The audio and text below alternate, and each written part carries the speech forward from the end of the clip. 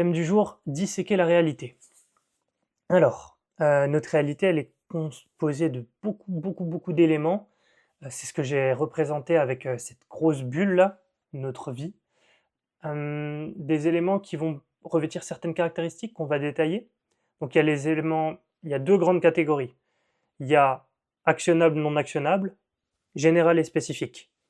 Donc les 2 catégories se mélangent les unes les autres, donc on a les éléments non actionnables généraux, les éléments non actionnables spécifiques, les éléments actionnables généraux et les éléments actionnables spécifiques. Une dernière catégorie que j'ai mis, je vais détailler, hein, vous inquiétez pas, qu'est-ce qu'il veut dire par là, bien sûr je vais arriver, je présente juste globalement le tableau et après on va se pencher sur chaque élément pour comprendre quelles sont leurs spécificités et pourquoi on aimerait plutôt en intégrer certains, plutôt en répudier d'autres. Il y a les éléments aussi qui sont quasi inconnus, c'est-à-dire que c'est un élément, on vient d'en avoir connaissance, on l'a pas tout à fait rangé dans une catégorie, on ne sait pas exactement ce que c'est, pourquoi c'est là, pourquoi c'est dans notre vie, juste notre attention s'est portée dessus et boum, c'est entré. Voilà. Et après, il y a les éléments inconnus, donc qui ont déjà des couleurs, qui vont se rentrer dans la bulle de notre vie et qui, pour l'instant, ne sont pas encore à notre connaissance, donc ne sont pas dedans, mais qui, quand ils vont rentrer, vont prendre la bonne couleur parce que ça va être forcément un élément qui va changer dans une des 5 catégories que j'ai prévues ici. Donc, juste ce qu'il faut comprendre des différentes catégories d'éléments, pourquoi j'emmène cette lecture-là, c'est que comprendre la catégorie d'un élément, ça nous permet d'avoir action dessus. Parce que différentes catégories va nous emmener à différentes actions, forcément. Et en fonction de la répartition qu'on a, donc je vais vous montrer après différentes répartitions, différentes configurations d'individus, qui vont du coup déterminer différents styles de vie qui vont se profiler. Vous allez vite comprendre quand je vais vous donner les exemples. Là, ça paraît encore très flou, c'est tout à fait normal. C'est l'objectif d'un propos liminaire, c'est de rendre le propos suivant plus digeste. Différentes tailles également, donc différentes places octroyées. Là, par exemple, il y a des éléments là qui sont un peu plus grands que d'autres. Je les ai représentés par des traits, d'autres par des points. Ça va être totalement dû à l'affect, plein de prédispositions en fait, hein, plein de façons de concevoir la vie, de façons de rentrer certains éléments ou non dans notre vie qu'on a, génétique aussi, les influences sociales, bref, tout ce qui nous a constitué depuis qu'on est né en fait, va faire qu'on va venir faire rentrer certains éléments plus que d'autres. Et il y a différentes répartitions, donc différentes prédispositions que je vais mentionner juste en dessous, qui vont déterminer si du coup on va être plus quelqu'un qui est tourné vers l'action ou non, quelqu'un qui se penche sur le général ou le spécifique. Donc je vais vous expliquer un petit peu les différentes configs, ça va devenir beaucoup plus clair tout d'un coup. Configuration numéro 1, celui qui a le syndrome de Peter Pan en permanence, donc c'est-à-dire que c'est l'éternel enfant, il reste dans le potentiel infini de la vie et il ne prend pas d'action concrète.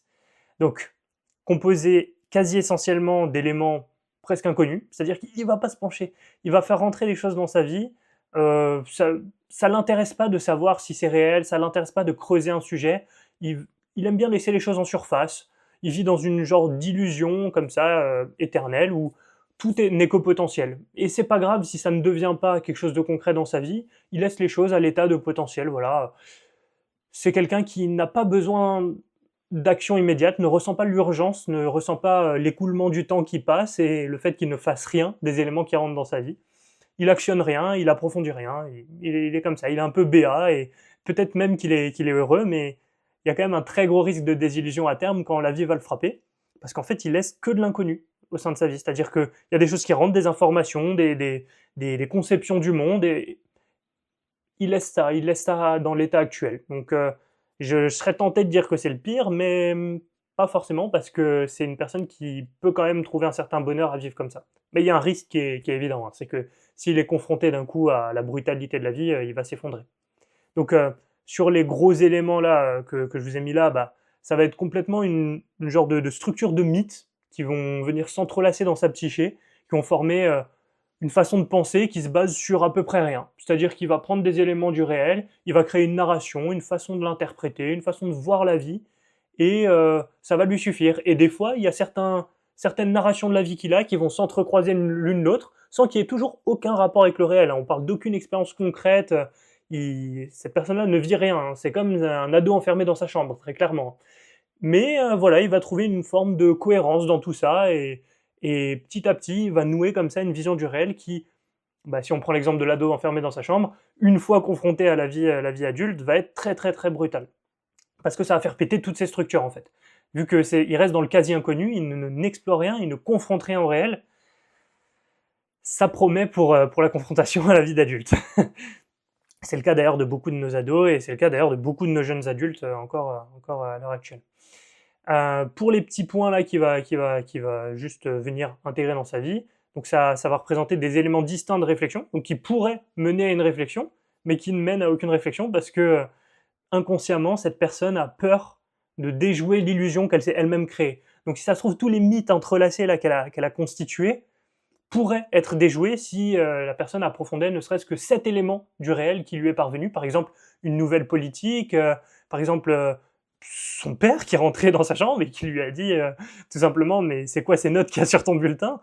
Voilà, il va laisser cet élément dans le quasi-inconnu et y porter le minimum d'attention et vraiment pas le faire entrer dans le giron de son réel. Il fallait que je définisse ça en premier, ça sera plus utile pour votre compréhension. Je vous démontre plusieurs configurations là. Ça peut représenter pas des configurations qui vont rester toute la vie, heureusement, des configurations qui sont temporaires et d'ailleurs qui peuvent être bonnes pour la personne sur l'instant où il la vit. Donc peut-être que le syndrome de Peter Pan, là, comme ça peut être une bonne idée de le vivre. Ok, je suis pas là pour jeter des pierres, je suis là pour décrire des choses.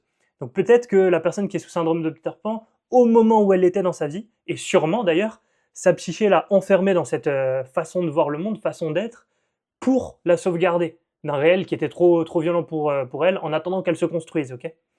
Donc ça peut représenter juste une passe, et peut-être qu'on va passer de la 1 à la 2, à la 3, à la 4, à la 5, à la 6, à la 7, peu importe. Dans tous les cas, une approche équilibrée, ce sera toujours préférable, plutôt que se mettre dans une configuration comme ça, où on a une majorité d'éléments rouges, donc quasi inconnus, mieux vaudra toujours une diversité d'éléments, des 5 catégories d'éléments que j'ai mentionnées juste avant. Donc pour ce qui est de la stabilité, ça c'est évident, hein, quand on a une diversité, on met jamais tous ses œufs dans le même panier, vous connaissez très bien cette phrase, eh bien quand on a une diversité, on a plus de stabilité, et en général, la croissance à long terme s'en porte mieux, parce qu'il n'y a pas ces pics permanents de croissance-décroissance, en fonction des désillusions qu'on vit, etc. Notre vie se porte mieux quand on a de la variété, c'est évident. Le plus important, dans ce que je vais vous montrer là, c'est pas de s'identifier et dire ok, moi je suis config 1, moi je suis config 2, c'est juste de reconnaître les patterns et surtout de pas en faire une étiquette éternelle, de se dire ok, là j'avoue j'ai fonctionné comme ça à un moment, je fonctionne comme ça maintenant, je risque de tomber dans ce fonctionnement là à l'avenir avec la configuration actuelle que j'ai, et du coup de pouvoir s'en détacher parce que ça y est, on l'a vu, et ce qu'on a vu en général, on peut commencer à agir dessus. Voir quelque chose, ça ne veut pas dire agir dessus, c'était d'ailleurs le thème du précédent live, quand on comprend, quand on voit les choses, ça ne veut pas dire qu'on a action dessus et qu'on sait faire ce qu'il faut pour s'en débarrasser. Mais voir, c'est la première étape. Donc c'est ce que j'essaye de vous apporter à travers tous ces lives, c'est de voir des choses que vous ne voyiez pas avant. Donc, dernier point que je voulais vous apporter, si le fonctionnement par phase est reconnu, ah oui, ok. Donc si on se rend compte qu'en effet, j'ai été dans le syndrome de Peter Pan, ah oui, à un moment, j'ai été le politisé par BFM, que je vous expliquerai juste après, ok.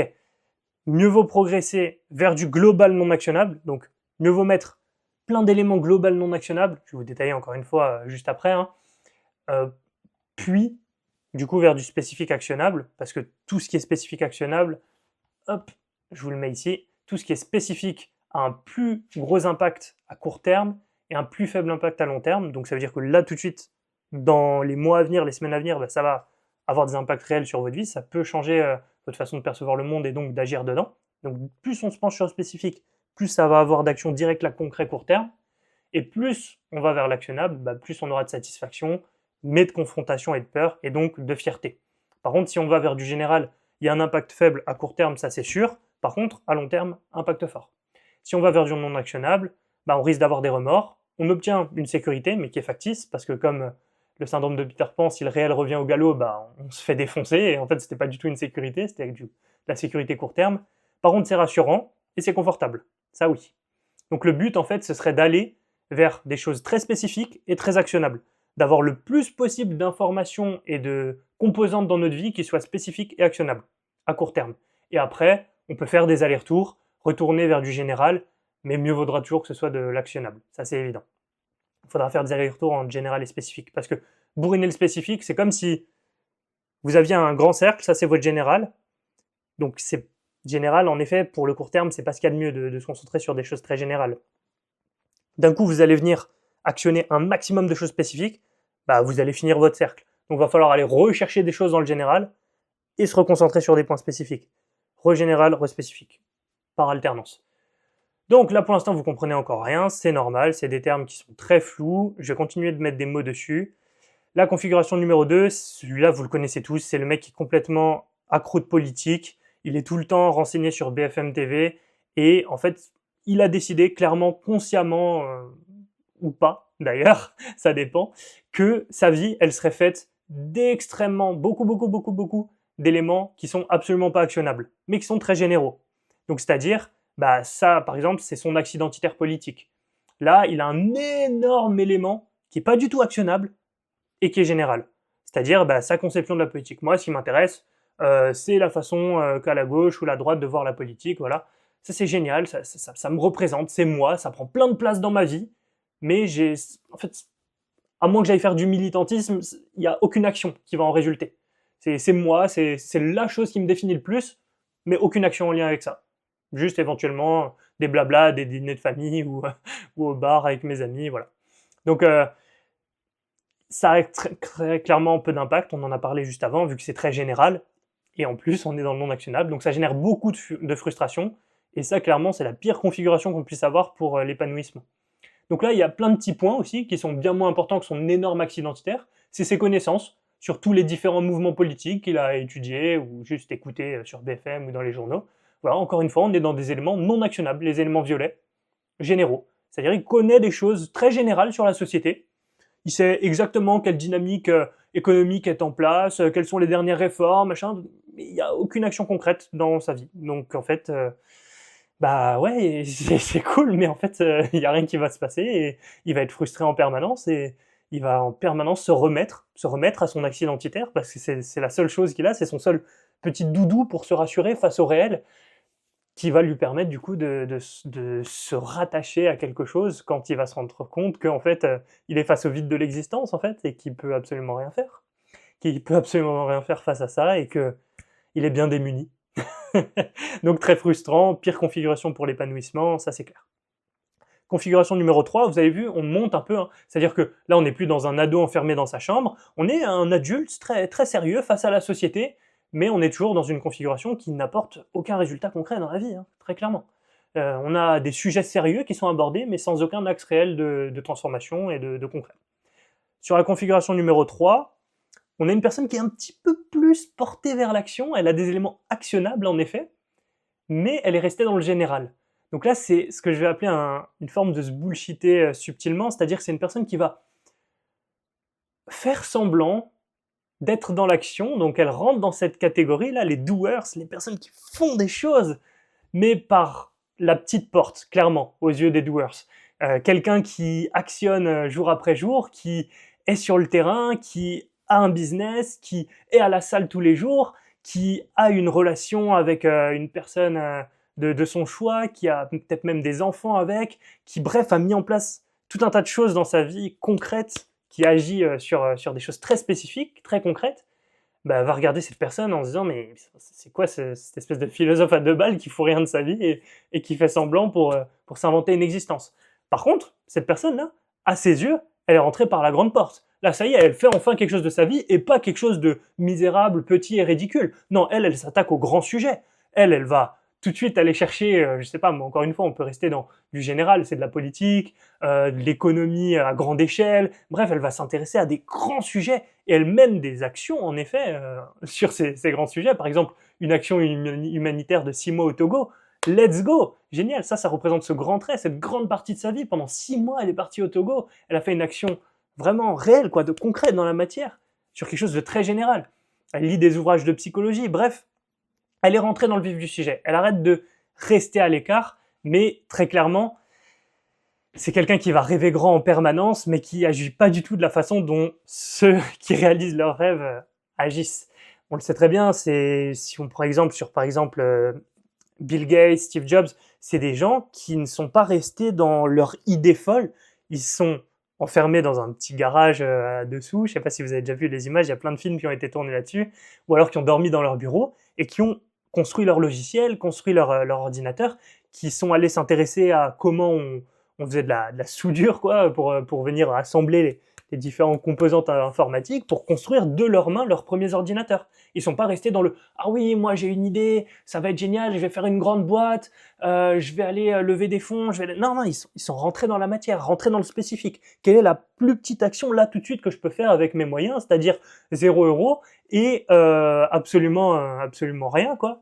C'est-à-dire commencer à assembler des circuits électroniques entre eux. Et petit à petit, d'un coup, il y a un ordi qui s'est créé, ils ont commencé à le commercialiser, ensuite ils ont recruté, ils ont fait plus d'ordi, plus de nouveaux produits, etc. Et en fait, ils se sont retrouvés à réaliser leurs rêves. Mais pas en attaquant quelque chose de général comme ça pour baisser l'angoisse, c'est-à-dire « Ah yes, on s'est enfin attaqué à ce grand rêve, on l'a enfin regardé en face, on a fait une action en son sens. » Non, il faut réduire le champ d'action à l'action la plus petite possible, pour en effet se confronter à ce qu'on ne veut pas se confronter, c'est-à-dire ces petites actions quotidiennes. C'est aussi se dire que mon rêve ressemble pas du tout à ce que j'avais prévu, c'est-à-dire que mon rêve c'est plus une succession de toutes petites actions plutôt que un grand concept que je vais devoir aborder. Donc ça c'est encore quelqu'un qui est dans la douce illusion de son rêve malheureusement, et c'est la meilleure configuration pour moi pour vivre une désillusion. Je dis ça parce que je l'ai clairement vécu. Moi au tout début, mon rêve c'était vraiment impacter des milliers de personnes, et pour ça, j'avais tout plein de plans, tout plein de plans sur la comète, jusqu'à ce que j'accepte que ça allait peut-être commencer par juste publier un peu de contenu, envoyer des messages à des gens, proposer des lives comme ce que je suis en train de faire, voilà, des choses très simples, très basiques, qui après peuvent grandir. Mais d'abord, faut accepter de se regarder avec humilité en face, de se rendre compte que oui, on a des grands rêves, mais là, à l'état où on en est, ça commence par des petites actions qui, oui, n'ont rien à voir avec notre rêve et qui, oui, nous emmènent à cette fameuse désillusion, mais plutôt que prévu, heureusement, parce que si on t'emmène à la désillusion 10 ans après, ce sera d'autant plus difficile.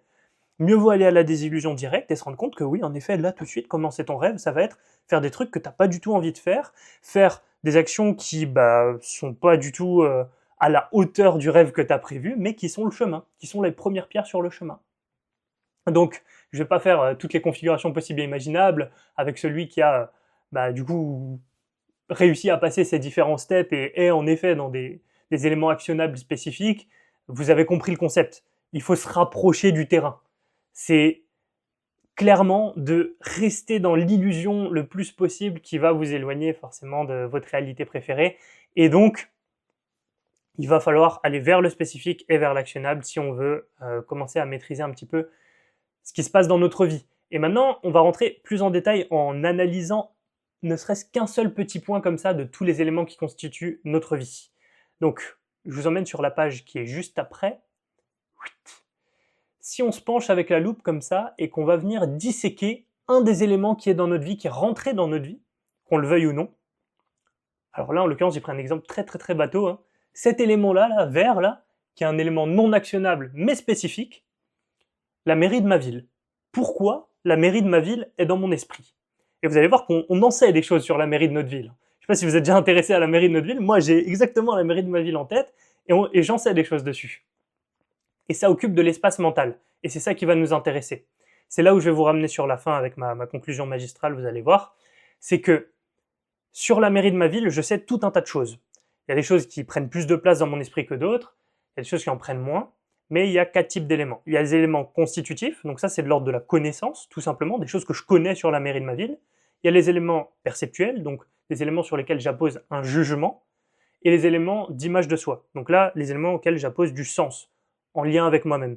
Et des éléments non attribués. On en parlera aussi, c'est un petit peu moins important, mais je l'ai quand même mentionné. Alors, pour qu'on comprenne bien, j'ai mis cette petite échelle. Voilà. En gros, plus on est haut sur l'échelle, plus on se rapproche de choses qui ne prennent aucun espace mental, qui n'ont aucun rapport avec nous, qui sont vraiment détachés de nous et qui du coup sont de l'espace libre pour nous. Mais il y a un revers de la médaille, c'est que du coup on n'a aucune capacité d'action, qu'on ne peut pas transmettre quoi que ce soit à qui que ce soit de façon vivante dessus parce qu'on a trop peu de prise dessus. Donc les éléments qui sont non attribués, c'est vraiment l'exact archétype de ce que je viens de mentionner. Par contre, les éléments d'image de soi, c'est des choses qui, en effet, nous coûtent énergétiquement énormément en inconscient. C'est des choses qui tournent en back-end, là, dans notre cerveau, en permanence, et qui nous ancrent au passé en permanence. On est en permanence tiré vers le passé à cause de ces éléments-là. Par contre, du coup, on a une grosse capacité d'action dessus, on connaît très bien notre sujet, et on a la capacité de le transmettre aux gens de façon extrêmement vivante, parce que ça nous touche dans notre chair, en fait. On a énormément de liens avec ces éléments-là. Ok. Un élément constitutif, ça peut être... Déjà, ça va être un fait brut. Il n'y a aucun jugement, on n'est pas dans la phase de jugement, on est juste avant, quelque chose duquel on est à distance. Je vous rappelle, on est là, sur l'échelle. On n'est pas encore dans quelque chose qui vraiment est un rapport à nous qui est fort. Donc forcément, on a un moins gros levier d'action dessus. C'est quelque chose qui est vraiment à distance de nous. Pas étiqueté par notre jugement, aucune valence émotionnelle, et probablement que c'est parce qu'en fait, on n'a jamais eu à les actionner. Dès qu'on a actionné quelque chose, on se rend compte que tout de suite, boum, on pose une étiquette dessus parce que avoir une étiquette dessus, ça facilite l'action. C'est normal. C'est jamais parfait parce que poser une étiquette sur les choses, ça facilite l'action, mais ça nous fait perdre une capacité aussi d'accéder à cette chose-là parce que si on pose une étiquette dessus, ça veut dire qu'on a dit que c'est ça. Ok, cette chose-là, je pose un jugement dessus. C'est ça, c'est tout, ça bougera plus. Mais au moins, je peux partir de cette étiquette pour faire mes actions parce que je sais que c'est ça et puis c'est tout, ça bouge pas, c'est stable, c'est solide.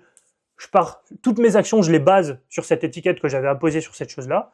Typiquement, ce clavier est fonctionnel. Quand j'appuie sur F, il va s'afficher F. Ok, j'ai posé cette étiquette-là, donc j'ai même plus besoin de réfléchir. J'appuie sur F, bam, check F va s'afficher. Ok, cool. Mais du coup, ça m'empêche. Alors avec les objets, j'avoue que c'est pas forcément le meilleur exemple parce que en général, un objet c'est pas vivant, ça bouge pas, donc F va rester F. Quoique, si F ne fonctionne plus et que je me remets jamais en question et que F ne s'affiche jamais, il va y avoir un problème quelque part. Par contre, quand on est en relation avec des sujets, des choses vivantes, typiquement des humains, le fait d'apposer des étiquettes comme ça dessus, de dire ok, Jean par exemple, il est comme ça. Jean, c'est un mec, il est très sérieux, il est très concentré, il réfléchit bien à ses propos, il les articule bien, et quand on va lui poser une question, il va avoir à cœur de nous apporter quelque chose de très bien construit, et ça va pas être quelqu'un de très spontané comme ça, il va pas nous apporter une fulgurance comme ça d'un coup. Nul, parce qu'en fait, si j'impose cette étiquette pour toujours, pour mieux agir avec Jean, parce que ok, c'est bon, si je considère Jean comme ça, je sais exactement comment il fonctionne, je sais comment relationner avec lui et tout. Nul, parce qu'en fait, je ferme cette porte définitivement à la potentialité de Jean spontané qui apparaît, quoi, en fait. Et du coup, je perds un bout de l'expérience du vivant. Je perds un bout de... Alors, ça n'empêche pas qu'il le fasse quand même, mais il est certain que ça va restreindre son envie de le faire, parce que déjà, se faire catégoriser, ça nous enlève toute envie d'agir différemment, parce que c'est plus simple, en fait, c'est plus simple. C'est totalement plus simple. Et nous aussi, dans notre perception, ça nous empêche de tendre des perches inconscientes à cette potentialité. Donc, malheureusement, on se retrouve avec un réel assez figé, assez morne. Encore une fois, il y a des avantages et des inconvénients à toute chose. Il ne faut pas voir ça comme noir ou blanc. Parce que, comme je l'ai dit, ça facilite l'action aussi de poser des jugements. Et si on devait tout voir comme des faits bruts, qu'on ne juge pas, indépendants, et qu'on devait s'adapter en temps réel à tout, notre cerveau cramerait tout bonnement. Il capte un nombre d'informations à la seconde qui est absolument ahurissant. Si mon cerveau se demandait à chaque fois si la lumière est bien réglée, si en effet ce mur ne va pas s'écrouler, si la chaise sur laquelle je suis tient, si mon débit de voix est au bon endroit, etc., je ne pourrais pas me concentrer sur les infos que je dois transmettre, et c'est normal de poser des étiquettes sur toutes ces choses pour permettre de se concentrer laser focus sur une seule chose. Ok, je suis dans un environnement safe, j'ai pas besoin de me poser des questions si quelqu'un va surgir là derrière à tout instant, c'est bon, je peux agir dans le monde, mon cerveau est calibré, ok, je me concentre sur une seule tâche, et tout le reste est censé tenir debout. Il y a pas l'immeuble ne va pas s'écrouler, il n'y a pas un avion qui va rentrer dans l'immeuble, il n'y a pas une bouteille de gaz dans l'étage du dessous qui va me faire péter. Ok, je contrôle le réel parce que j'ai apposé des étiquettes dessus. C'est un mécanisme de notre cerveau qui est très très très fin et qui pourtant nous emmène sur des tas de comportements et de réactions qu'on ne soupçonne même pas et qui, si on remettait en question, allaient nous permettre d'accéder à une toute autre part du réel. Donc, ces éléments constitutifs, qui du coup sont basés sur uniquement de la connaissance, on parle toujours de faits bruts avec ces éléments-là, occupent de l'espace dans notre cerveau. Ça, il faut en être conscient, ok? Là, on part d'un élément de notre vie, la mairie de notre ville, qui possède un élément constitutif, donc par exemple son fonctionnement administratif, le nom des différents services, la hiérarchie interne de l'organisation, la secrétaire de l'entrée et son nom, et sa coupe de cheveux, et son tempérament, et sa façon de dire bonjour, et les horaires d'ouverture, et les répartitions des décorations, etc. Tout ça, ça occupe de la data dans notre système de stockage de notre cerveau qui n'est pas illimité. Et pourquoi on a mis ça là dans notre cerveau? Qu'est-ce que ça fout là, si on n'en a pas besoin? Il y a un moment, il y a quelqu'un qui nous a hypnotisé assez, cette dame de l'accueil, son bonjour, qui nous a hypnotisé, qui a fait qu'on a stocké cette data au-delà de ce qu'on aurait aimé. Peut-être qu'on aurait aimé que ça prenne qu'un mégaoctet. Et bizarrement, ça en prend 10 parce qu'elle dit bonjour de façon un peu mélodieuse. Donc, on s'est laissé hypnotiser, c'est pas forcément elle qui nous a hypnotisé, peut-être qu'elle est juste sympa, mais nous, le fait qu'elle soit sympa, ben, on a laissé rentrer ça dans nos cerveaux et on a laissé ce truc-là prendre plus de place. Donc on stocke l'info et on sait pertinemment qu'on n'en a pas besoin. On sait pertinemment que ça sert à rien. Quand on repense à la mairie, de repenser à la dame de l'accueil qui dit bonjour. Quand on pense à la mairie, on y pense parce que, alors déjà, pourquoi on y pense, c'est une très bonne question. Déjà, peut-être qu'on peut remettre en question pourquoi cette pensée est arrivée à notre cerveau. Et ensuite, j'espère pour vous que vous arrivez à contrôler vos pensées à un point où ce qui arrive dans votre conscience, c'est que des choses qui ont un objectif. C'est-à-dire que si vous êtes en train d'en effet faire le vide en méditant tranquillement et tout, il n'y a que des éléments intéressants, pas des éléments qui popent de nulle part comme ça. Sinon, c'est qu'il y a un gros tri à faire dans votre psyché. Et c'est pas grave, c'est le cas de 99% des humains à l'heure actuelle, parce que personne ne médite. C'est pour ça que je pousse tout le temps la méditation dans mes lives. Faites de la méditation. Faites des moments de vide. J'ai enlevé ce mot parce que tout le monde met une connotation sur ce mot. Faites des moments de vide. Marchez sans écouteurs, sans rien, dans la nature. Asseyez-vous face à un mur blanc, c'est ce qu'il y a de plus simple. Fermez les yeux. Pour, encore une fois, clear ce système de stockage. Vider le cache. Pour permettre de la création derrière. Donc, toutes ces infos-là qui sont stockées dans notre vie, vous voyez, elles sont nombreuses. Et elles sont composées, chacune, quand on zoome, de tout un tas de petites choses. Et là, on est à la première pierre, celle qui prend le moins d'espace. Sans parler des éléments non attribués, mais ça, bon, c'est pas le plus important. On est à celle qui prend le moins d'espace. Et pourtant, on a connaissance des choses qui viennent apparaître comme ça. Et on les stocke. Alors que... oui, on les stocke alors qu'on n'en a pas besoin. Ça, c'est des éléments dont on n'a pas besoin. Sinon, elles seraient descendues au rang suivant immédiatement. Et ces choses-là, du rang suivant, les éléments perceptuels, prennent encore plus d'espace, parce qu'on a pris le temps d'apposer un jugement dessus. Donc ça, c'est l'effet brut qu'on avait avant, qui sont descendus dans la case où on appose un jugement dessus. Donc on les a étiquetés, catégorisés, rangés, tout prêt à être mis en relation avec nous-mêmes. Et ce procédé, il est... Avant de le faire, c'est impossible de se sentir en relation avec l'événement. C'est-à-dire que si on a un fait brut et nous, il n'y a aucune relation entre le fait brut et nous. Si on pose un jugement dessus, du genre, là on est passé de, la mairie a un fonctionnement administratif avec un maire, un truc, un machin. C'est un fait brut. Si on dit, le fonctionnement de la mairie avec son maire, etc., est efficace, là c'est un jugement. Donc là on peut se mettre en relation avec. Je trouve que c'est efficace. Ça c'est la dernière catégorie, l'image de soi. C'est quand on se met vraiment en relation avec le propos, avec le sujet. Et là, vous vous doutez, ça prend encore plus de place. Quand on reste dans l'élément perceptuel, c'est juste, ok, c'est efficace. Quand on dit c'est bien structuré, pareil, on est dans le jugement. C'est bien organisé, c'est complexe, c'est mal décoré, c'est ouvert qu'aux horaires des chômeurs, voilà. Tout ça, c'est des jugements. Voilà. Maintenant, quand on se met en relation directe avec cet élément, quand cet élément commence à façonner notre propre identité, comment on se perçoit à travers un élément qui est extérieur. Par exemple, moi j'aime bien, vous les connaissez tous ces vieux de village, moi j'aime bien savoir que à la mairie c'est bien organisé, c'est carré, et j'ai jamais été d'accord avec cette décision municipale d'ailleurs. Et la répartition du budget annuel ne me convient pas. Je me sens bien lorsque je suis à la mairie parce que les gens sont souriants, c'est chez moi, voilà, je m'y sens comme chez moi, et j'aimerais qu'on ouvre d'ailleurs un service des sports dans ma mairie parce que c'est vrai qu'on est un village de 500 habitants, mais le sport, c'est la santé, voilà. Et la mairie, voilà, par rapport à l'ouverture des portes, là, les horaires qui sont jamais les bonnes quand on travaille, voilà, c'est ouvert qu'aux horaires des chômeurs, ça on l'a déjà entendu plein de fois aussi. Voilà, la mairie m'empêche d'y accéder en n'ouvrant pas aux bons horaires. Vous en connaissez plein des vieux qui parlent comme ça, comme si tout tournait autour d'eux.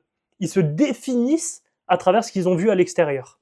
Donc ils sont passés de un élément brut, la mairie et ses horaires d'ouverture, à la mairie n'est ouverte qu'aux horaires des chômeurs, à la mairie m'empêche d'y accéder en n'ouvrant pas aux bons horaires. Donc on est passé d'un élément complètement extérieur, qui avait aucun rapport avec eux initialement, ok. La mairie, alors vous pouvez trouver un rapport dans le sens où ils habitent dans la même commune, la mairie régit la commune dans laquelle ils habitent, dans laquelle ils ont décidé d'acheter leur maison, ok. Bref, quand ils vivent leur vie dans leur maison, il n'y a pas de lien direct, ok, concret, on est dans quelque chose de très abstrait. Et ils en ont fait quelque chose d'identitaire. La mairie m'empêche d'y accéder. Et plus vous avez de choses comme ça, auxquelles vous raccrochez votre identité, qui tournent en back-end comme ça, plus ça va vous coûter d'énergie, comme j'ai pu le mentionner ici, et ça vous ancrer au passé, et ça va figer votre identité en lien avec plein d'éléments extérieurs. Moi, Swami, je suis relié à tous les personnels de la mairie de ma ville. Je suis relié à tous les échanges que j'ai eus dans le passé. Et vous le savez très bien, quand on veut changer sa vie, ça passe par un changement d'identité, et plus notre identité est ancrée à plein de souvenirs comme ça qui tournent en back-end en permanence, plus vous allez avoir de choses à couper, plus vous allez avoir de travail à faire.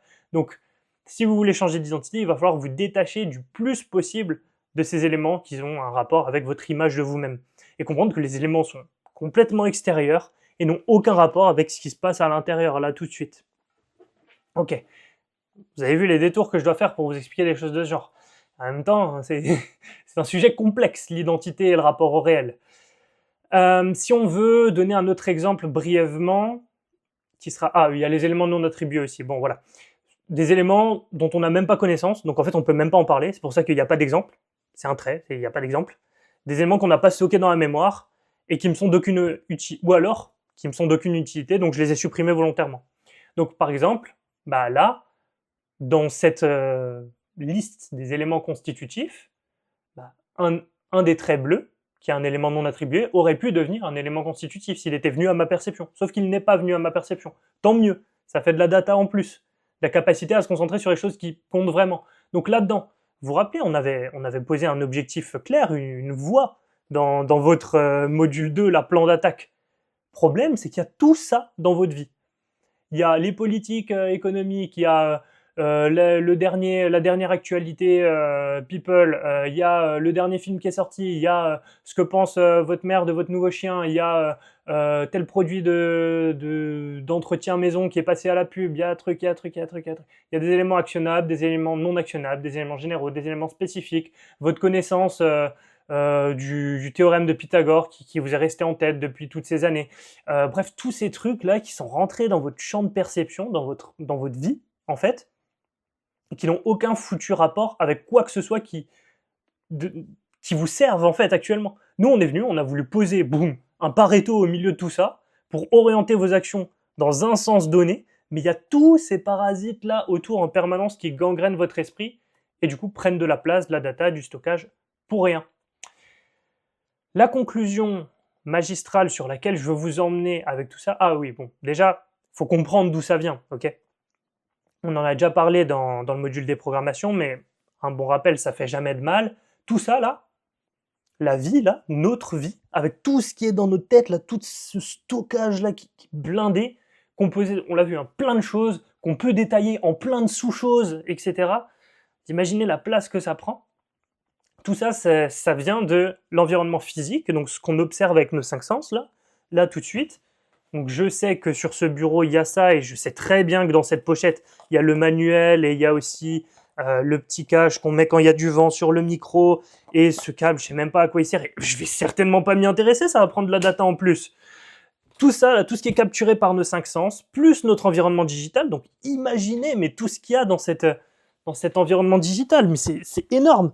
Quand je touche à ce téléphone, le nombre de choses qui surgissent dans mon cerveau qui sont en lien avec ce téléphone. Je pourrais citer toutes les applications qu'il y a dedans, Quand j'ouvre une application, je pourrais citer les menus qu'il y a dedans. Quand je rentre dans un menu, je peux savoir exactement ce qu'il y a dedans. Donc, en l'occurrence, un menu dans l'application message, ce serait une discussion. Je pourrais citer peut-être même les derniers messages que j'ai eus avec mon père. Peut-être que je pourrais même citer le jour où ça s'est passé. Si je suis bon, j'arrive à retrouver l'heure. Imaginez le nombre d'informations qu'on fait rentrer dans notre cerveau au quotidien. Donc, l'environnement digital et physique sont capturés par nos cinq sens. Donc ça, c'est de l'environnement digital, mais c'est aussi capturé par ma vue, par mon ouïe, par mon odorat et par mon toucher. Pas par le goût, j'espère. Ça va du coup produire des éléments de réalité qui vont constituer ma vie. Et il y a aussi l'environnement imaginaire, très intéressant, parce qu'il est constitué de par l'environnement physique et digital qui viennent se synthétiser pour créer des nouvelles expériences, des expériences imaginaires, capturées par le fameux sixième sens qu'est l'imagination. C'est-à-dire que l'imagination, elle va clairement prendre deux éléments du réel, donc c'est-à-dire par exemple ce clavier et hop, cette montre, et dans mes rêves ou dans ma conscience, si je décide de créer de l'imagination consciente, elle va créer une nouvelle expérience qui est le clavier montre. Bon, ça, je ne peux pas le faire dans le réel, mais dans mon imaginaire, ça va être fondu l'un dans l'autre. Et donc, dit comme ça, c'est nul, ça sert à rien. Mais quand on sait qu'on peut créer du coup des expériences imaginaires qui, si elles sont répétées, peuvent prendre autant de poids dans notre psyché que des événements réels, physiques et digitaux, si tant est qu'on y attribue une émotion en plus à cette expérience imaginaire, on se rend bien compte que on peut littéralement triquer sa réalité. Si moi, tous les jours, je me raconte que je suis le boss du game et que je connais tout sur la psyché et que je peux littéralement transformer le cerveau de n'importe quel humain et que j'y associe plein d'émotions, du genre « Ah putain, c'est trop bien, oh génial », j'imagine plein de gens qui sont en train d'être transformés par ces messages-là que je transmets, etc. In fine, ça va juste arriver dans la réalité parce qu'à chaque fois que je vais prendre la parole comme ça dans ces lives, c'est de l'autopersuasion, c'est de la PNL, encore une fois. À chaque fois que je vais prendre la parole dans ces lives, qu'est-ce qui va se rappeler mon cerveau? Est-ce qu'il va se rappeler les 2, 3, allez, 10, 15 lives qu'on a fait au cours du mois dernier, ou les centaines de lives que j'ai fait dans ma tête moi-même, et les centaines d'émotions positives que j'en ai tirées, parce qu'à chaque fois j'ai créé ex nihilo comme ça, une émotion de plus en plus, avec une image de plus en plus claire, de plus en plus vivide, on dit, de plus en plus vivace, et toutes ces émotions qui gargouillent en moi comme ça. Et du coup, est-ce que je vais pas être dans le meilleur état possible? Et est-ce que du coup, mon état interne va pas se refléter dans ma réalité? Parce que vous allez capter ça, vous allez ressentir ça, et donc, vous allez un jour me faire un retour de réalité, et au final, j'ai créé ma réalité. Donc, tout ça pour dire que l'environnement physique, digital, imaginaire, créé, toi, avec ta vie et toutes tes pensées, et exactement toutes ces composantes-là qu'on a pu détailler, mais tout ça, c'est régi par une seule foutue chose, qu'il va falloir que ça s'affiche, sinon ça nique tout mon effet. Ah, l'attention. Aujourd'hui, vous êtes encore venu capter des informations. Votre attention vous a dirigé vers ce contenu et a fait que vous avez du coup perçu encore toujours plus d'informations, que vous avez rangé dans toujours plus de boîtes, parce que vous avez dirigé ça à un moment donné. Ou alors vous vous êtes fait hypnotiser, encore une fois, par le chaman culturel que je puisse être, qui vous a fait miroiter que j'avais la solution à vos problèmes, donc vous êtes venu, parce que sinon ça sert à quoi? C'est que j'apporte forcément une solution à un problème, ou au moins une plus-value à une situation. Enfin, on se rapproche du plaisir, on s'éloigne de la souffrance, quoi, on est fait pour ça. Donc c'est quelque part, votre attention, vous vous êtes dit, ça sert à quelque chose, c'est pertinent de l'emmener ici, à cet endroit-là, à écouter ce qu'il va me dire. Il y a des grandes chances que ce soit intéressant. Donc, faut être conscient que ça, c'est notre ressource la plus précieuse. Parce que si on en est arrivé à ce moment-là du live où vous avez compris toute cette structure-là que j'ai voulu vous expliquer pour comprendre que votre outil le plus puissant, c'est l'attention, parce que c'est exactement ce qui fait que vous avez du coup dirigé exactement votre attention ici, et donc que vous allez rentrer un petit élément de plus dans votre vie aujourd'hui qui est ce live, hop. Alors, j'ai essayé avec des concepts aussi abstraits de faire en sorte que ce soit un élément actionnable spécifique, donc de cette couleur, et j'espère qu'il va prendre cette place dans votre réalité, parce que de ce que vous avez l'air de me dire quand vous êtes ici, ce que vous avez besoin là pour aller vers votre objectif, c'est des contenus de ce genre, mais il se peut il se peut qu'il n'y ait pas de place dans votre espace. Il se peut que votre espace soit saturé et que cela, il vienne prendre juste cette place, ici, là. Encore une fois, c'est pour ça que je vous renvoie toujours vers la méditation, vers le vide, parce que du vide peut se créer. La nature a horreur du vide.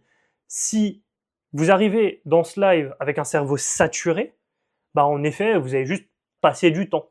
Passer du temps et rajouter un point comme ça de plus à l'édifice, qui ne prendra pas plus de place que ça.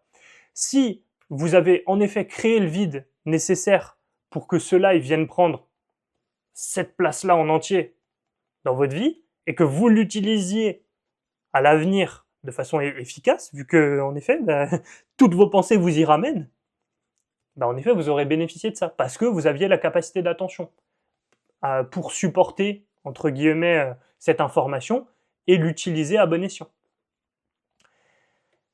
Alors, ça c'était un de mes points les plus importants sur lesquels je voulais vous emmener. Ensuite, il y a la temporalité. C'est-à-dire que tout ça là, tout ce dont on a parlé depuis le début, ça passe par une seule chose. Tous ces éléments-là dans votre vie, actionnable, non actionnable, machin, niveau configuration, truc, tout ce dont vous vous rappelez de la mairie, etc. Ça peut être la MJC de votre village, j'en sais rien. Bref, tout ça, ça passe par le passé. Tout ça, dans le présent, là, l'instant, tout de suite, là, maintenant, si vous arrivez à vous y connecter, et je sais que c'est très difficile, ça n'existe pas. La seule chose qui existe là, dans l'instant présent, c'est les stimuli qui vous parviennent là en temps réel. Donc sonore, visuel, encore une fois, perçu par les 5 sens, et imaginaire que vous allez produire. Peut-être que vous avez des flashs d'images quand je parle, de souvenirs, de choses. Voilà.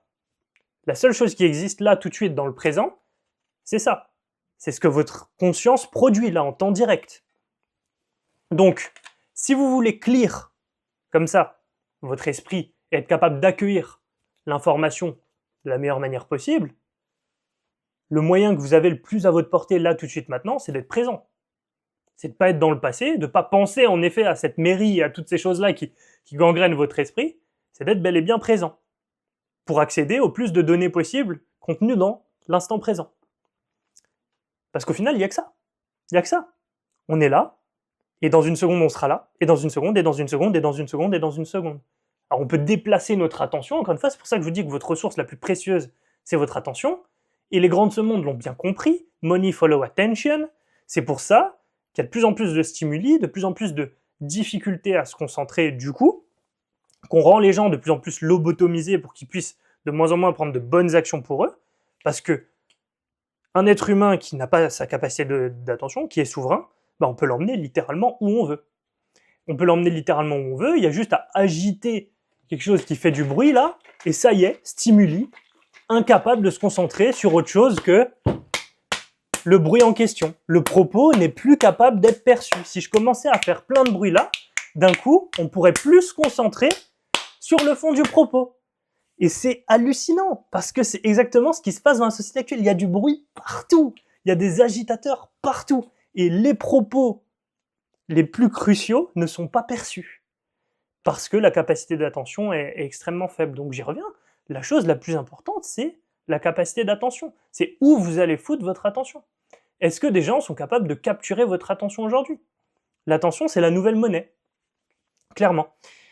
Donc, tout ça c'est relié au passé. Ce sont des choses qui se sont produites avant cet instant, et celui-là, et celui-là, et celui-là, et celui-là. Alors, on peut le delete. On peut rester concentré sur le clac. Mais à chaque fois qu'on veut se concentrer sur le clac, on est déjà en train de se concentrer sur ce qui vient de se passer. Donc, il faut réussir à revenir le plus possible aligné sur le présent. Et c'est là où on débloque notre capacité maximale. Le plus on arrive à être présent dans une journée, le plus on aura de capacité à créer, à produire, et surtout à tendre vers ce qu'on veut réellement. Puis, au final, la dernière chose que je voulais vous apporter,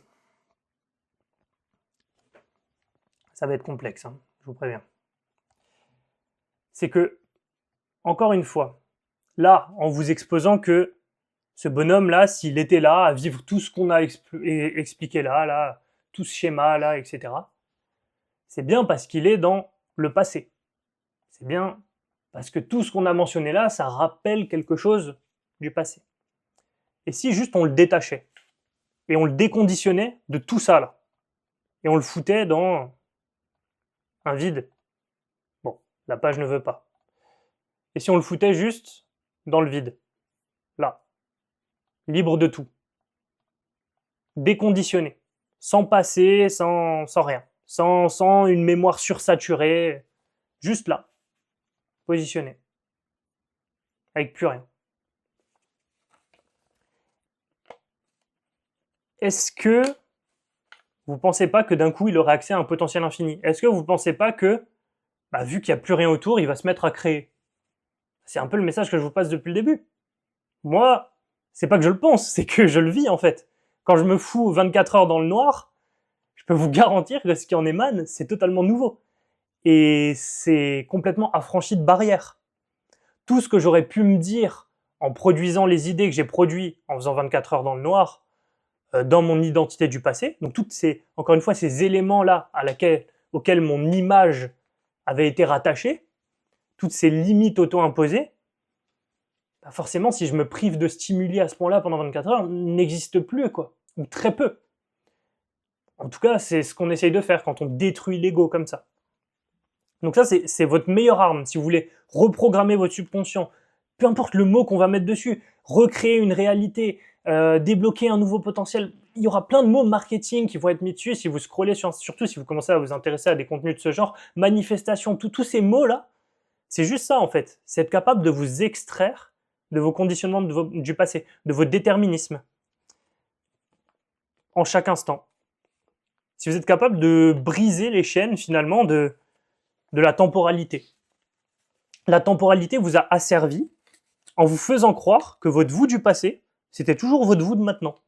Que les échecs que vous avez eus dans le passé, que toutes les limitations que vous avez rencontrées dans votre vie, que si je bottle flip comme ça une fois, ça va se passer de la même façon si je bottle flip la deuxième fois. Non, pas forcément.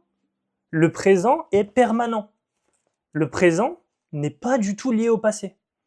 Tout ce qui se passe dans le présent, qui est jugé par le passé, c'est des probabilités. On n'a aucune foutue idée que dans la seconde qui vient là, là, là, il n'y ait pas l'univers qui fasse un d'un coup. Comme il y a eu le Big Bang. Et il s'est passé tout ce qui s'est passé. On n'a aucune foutue idée que dans la seconde là, il ne se passe pas exactement l'inverse. Que toute la matière s'agrège d'un coup. Et que ce soit fini. On a tout le temps envie d'appréhender l'instant présent par les biais du passé. Vu que je suis dans cette pièce, dans la seconde d'après, 99,9% de chances que je sois toujours dans cette pièce et que je sois pas à New York. Aucune foutue idée.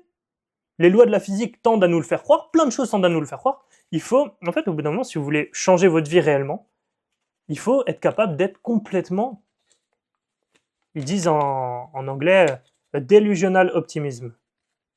Je sais pas comment le traduire en français, mais délusionnel. Que vous n'ayez aucune foutue, même pas aucune foutue considération, mais aucune foutue idée des lois de ce monde. Vous en avez rien à faire. Vous avez votre objectif, et vous n'imaginez même pas les obstacles qui vont pouvoir arriver, vous y allez, et c'est tout.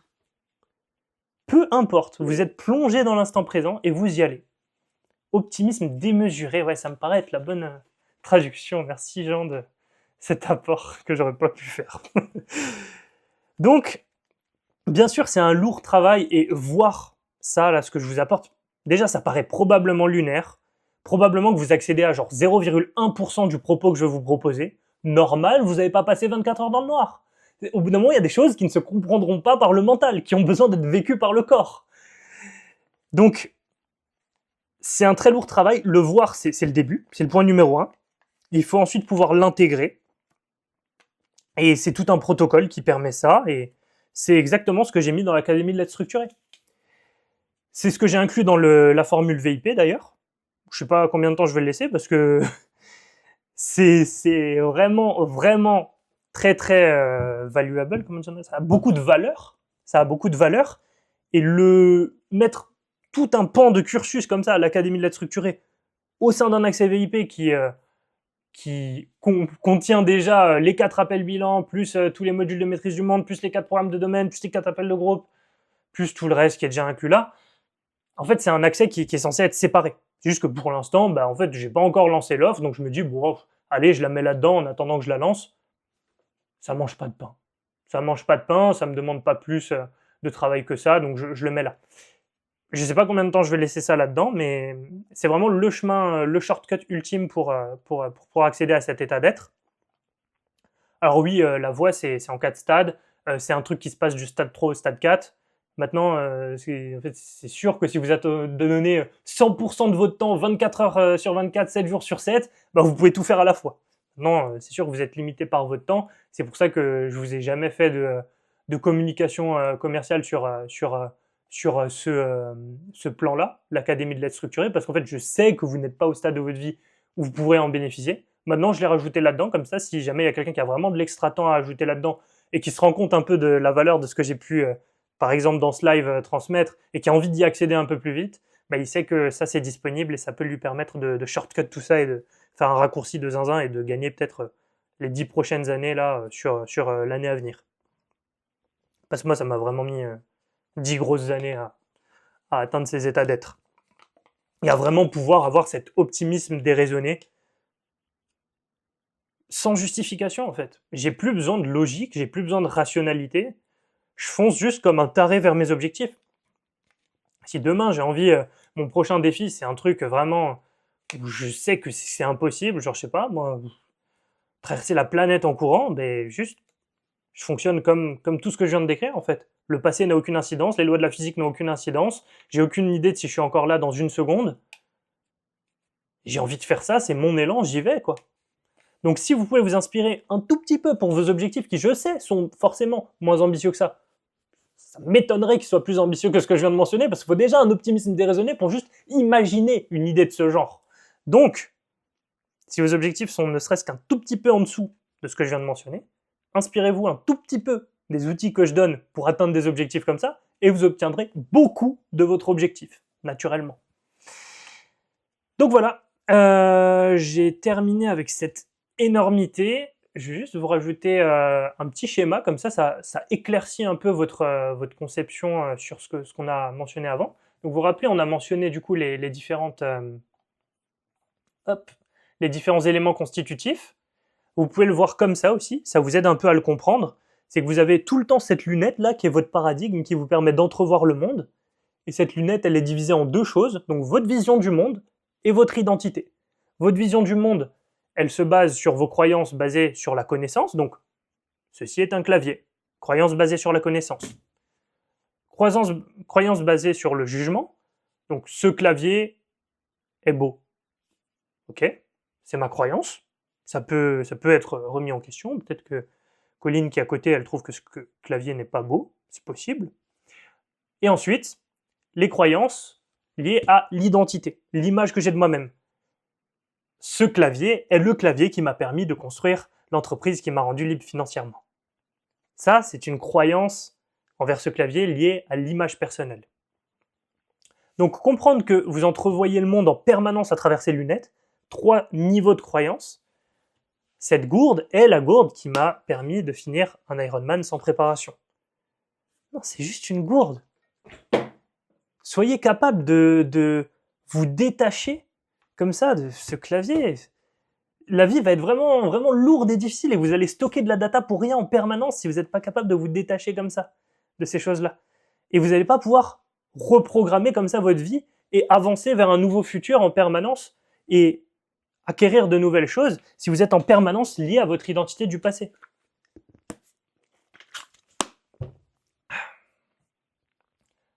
Et il y avait un deuxième truc que je voulais vous montrer, qui vous permettra de mieux schématiser ce que j'avais.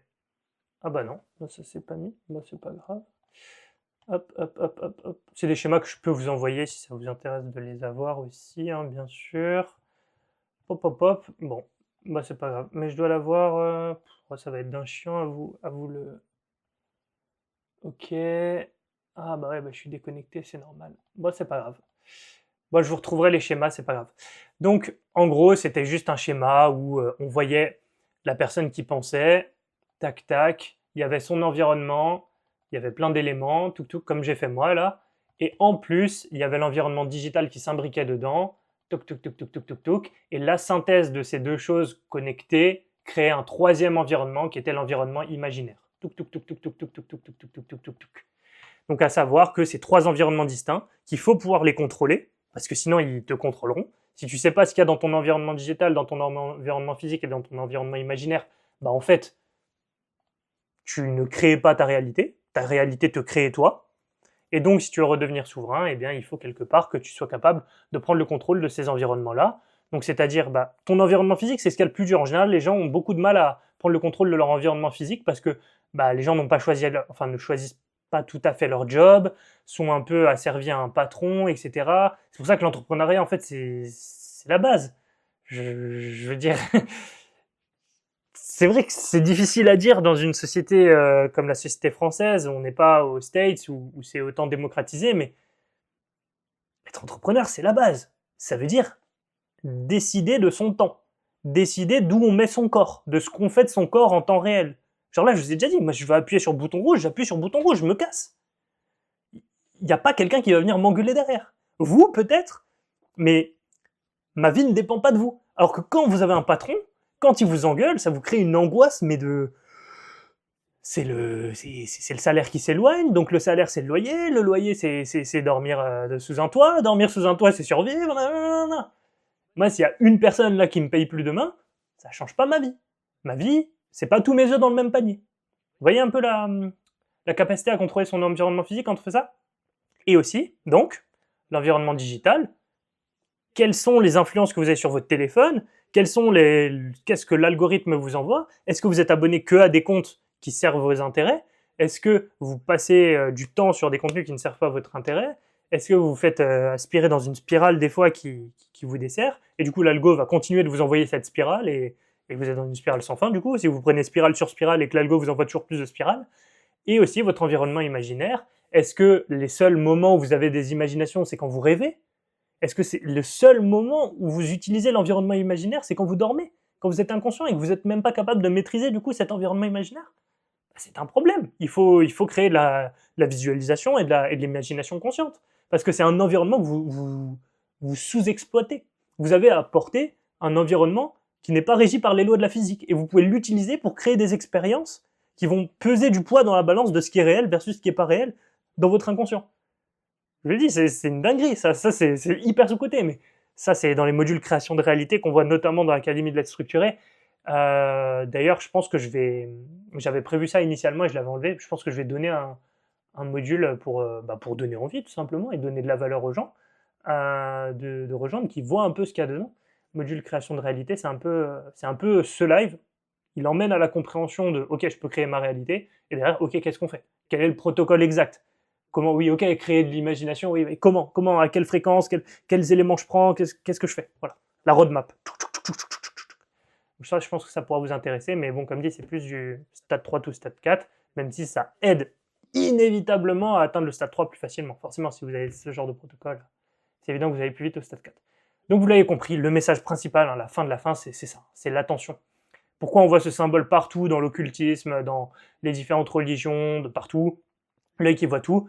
Parce que c'est la ressource la plus précieuse. Où vous posez votre attention, vous créez votre réalité. Si dans votre réalité, il n'y a que les éléments que vous voulez, votre réalité, elle va correspondre à ce que vous voulez. C'est évident. Et on dit que l'esclavage, c'est fini. C'est juste que ça a changé de forme. C'est juste que ça a changé de forme. Alors oui, c'est plus confortable sur le plan physique, mais sur le plan matériel, sur le plan psychique, on n'a jamais eu autant de mal-être. Donc, aujourd'hui, si vous n'êtes pas capable de reprendre le contrôle de votre attention, vous êtes juste un esclave des temps modernes et vous êtes fait avoir par le nouveau système. Babylone a gagné. Donc, c'est pas parce que je prends des références lunaires que ce que je dis c'est lunaire. Ok, sachez différencier le messager du message, le doigt qui pointe la lune. Ok, on se concentre pas sur le doigt, on regarde effectivement la lune qui était le sujet. Ok. C'est juste qu'en fait, c'est des messages qui sont contenus que dans des contenus qui sont lunaires. Donc, je suis désolé, je sais pas comment vous l'apporter autrement. Donc, j'ai pas de références qui soient pas lunaires qui me viennent. Mais tout le développement que je viens de faire sur le plan rationnel logique vous a permis de comprendre que c'était pas de la merde au bout d'un moment. Que, en effet, il y a une capacité de stockage. En effet, il y a des choses qu'on a mis qui n'étaient pas prévues. En effet, si je reprends la barre sur ces choses-là, c'est naturellement, je vais contrôler ma réalité, donc contrôler ma vie. C'est littéralement ce que les puissants de ce monde savent, ne veulent pas que vous sachiez, parce que sinon vous serez à la tête, et du coup vous ne pourriez pas produire, être comme dans le film Matrix en fait, être les producteurs d'énergie pendant que eux se gavent de votre énergie, tout simplement. Voilà. Je suis rentré un peu dans du conspirationnisme, mais en fait, si vous avez écouté depuis la minute 1, en fait, c'est une construction logique et il n'y a pas de contre-argument. Enfin, il peut y en avoir, on peut en débattre toute la soirée, j'aurai un contre-argument à chaque contre-argument. Ça fait 10 ans que j'étudie ça. Même plus. Même plus. En vrai, depuis que je suis né, j'étudie ça. Donc, voilà, si vous voulez contrôler votre réalité, comprenez que, en fait, s'il y a des gens qui contrôlent ce monde, c'est qu'ils ont compris comment faire, et donc, inspirez-vous de ce qu'ils font. Donc, dirigez votre attention. C'est tout.